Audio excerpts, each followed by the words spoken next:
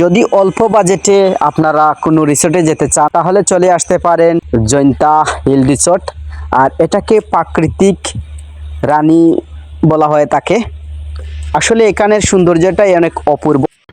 স্বাগত জানাইরা মকলডে আইসি জৈন্তা হিল রিসোর্টে ঘুরাত। আর এখন ওর মৌসুমটা হচ্ছে গিয়া এখন খুবই কড়া রোদ পরিবেশটা, কারণ শীতর সিজন আইলে এখানে অনেক পর্যটকরা আইন ঘুরাত। বিকালে মানুষ অনেক ঘুরাত আইব, কিন্তু এখন তো প্রায় বেল 12টার দিক বাজে। তারপরেও আজকে রোদের আবহাওয়াটা খুবই ভদ্র আছে, যা রোদের তাপ কম। আমার কাছে বেশ ভালো লাগে আইসি ঘুরাত। আর পিছনে রয়েছে ইন্ডিয়ার পাহাড় দেখা যায়।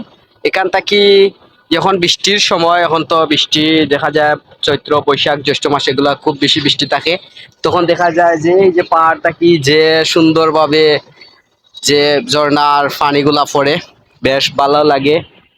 আমি চেষ্টা করবো যখন পুরোপুরি বাড়ি বর্ষণ দিব, তো বর্ষণের সময় আইমু আইয়া আপনারা এই সৌন্দর্যটা তুলে ধরার চেষ্টা করবো।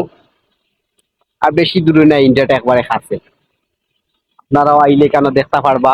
আর এটা হইছে গিয়া যে জৈন্তা হিল রিসোর্ট, এটা যে জাফলং যাওয়ার আগে এটা মিলে, এটা হইছে আলুবাগান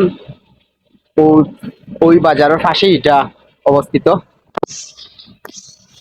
আর অবশ্যই আপনারা লগে থাকবা আর দেখবা, আমি সম্পূর্ণ ব্লগের মাধ্যমে দেখানোর চেষ্টা করবো চারিদিকের যে পরিবেশগুলা। প্রকৃতির সৌন্দর্যের অপূর্ব আর এক নাম জৈন্তা হিল রিসোর্ট।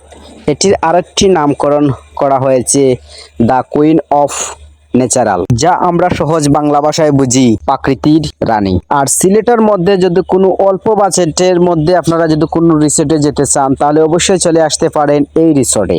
আর এই রিসোর্টে রয়েছে যে অপূর্ব এক সৌন্দর্য, যা সৌন্দর্যকে বাড়িয়ে তুলেছে এই যে ইন্ডিয়ার যে পাহাড়, সেই পাহাড়ে অনেক এক সৌন্দর্য বাড়িয়ে দিয়েছে। আর এটা সবচেয়ে সৌন্দর্য ভালো লাগেই যখন এই বৃষ্টির দিন চলে আসে, আর সেই বৃষ্টিতে চারিদিকে যখন ঝর্ণার পানি পড়ে, তখন ঝর্ণার পানির একটি শব্দ, ঝিরঝির শব্দ এখান থেকে কানে খুব সুন্দর ভেসে ওঠে। তাই এটাকে আমরা প্রকৃতির এক অপূর্ব লীলাভূমি বলতে পারি।